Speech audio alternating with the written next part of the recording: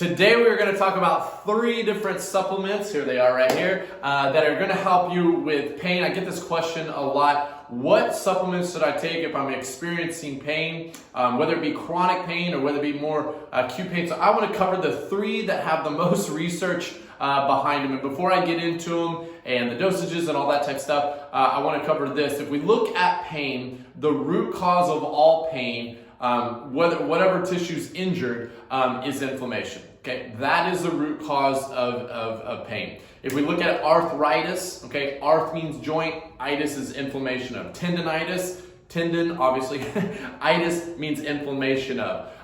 We have disc injuries. There's an inflammatory response. Anyway, and go on and on and on and on about the inflammation. So one of the key things when we're taking care of somebody here in the clinic is we're trying to, especially when they're in that more acute stage, we're trying to drive down that inflammation. So what I want to do is I want to go over some supplements that help with pain, and also if you have like chronic ongoing pain, like you have a lot of like degenerative arthritic pain, or I have people with rheumatoid arthritis or different things like that, these really help that. So the very first thing I want to go over is vitamin D. I'm going to show you up here. This is actually the exact brand that I take. I want to go over a couple things on vitamin D.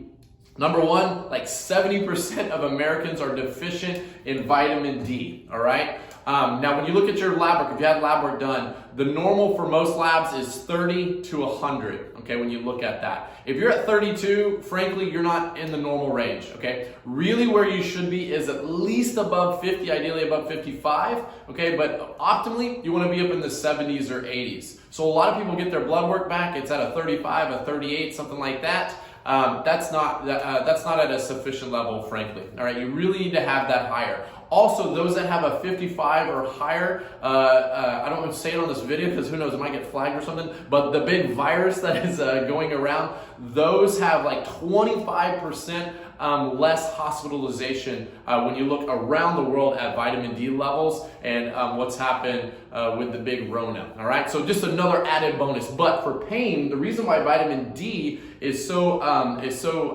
important is because vitamin D is technically not even a vitamin; it's actually a steroid hormone. Okay, if you know anything about steroids, steroids bring down inflammation, all right? So vitamin D regulates the inflammatory response within the body. And if you don't have a sufficient amount, then you're not going to be able to regulate inflammation. Remember, the root of all pain is inflammation. So what's the dosage on vitamin D? 1,000 IUs per 40 pounds of body weight. Okay, 1,000 IUs per 40 pounds of body weight. That's just kind of a maintenance dosage.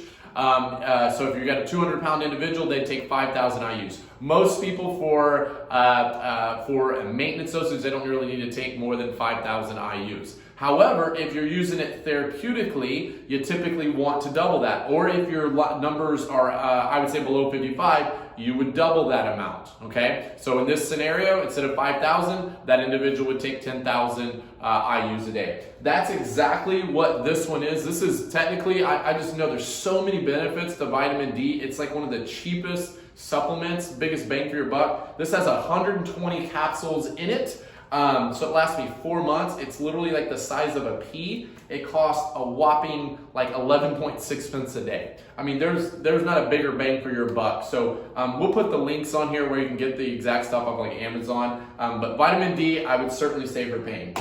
The next one, what I would say is omega-3 fatty acids, all right? Commonly called fish oils. All right, so let me go over that. So it's called an essential fatty acid because our body can't make it. So we have to get it from our food, all right? And unless you're eating all pastured raised and organic meats and stuff like that, chances are you don't have enough omega-3 fatty acids. So think of it this way. Omega-3 fatty acids are decrease inflammation. Omega-6 fatty acids kind of increase inflammation. So that's your soybean oils, your corn oils, your safflower oils, your sunflower oils, soybean oil, if I didn't say that. Anyway, all those vegetable oils that are technically seed oils, those are all omega-6, and we get so much more of those in our diet, and we don't get enough of the omega-3s. So anyway, so omega-3s are regulate inflammation, downregulate it much more.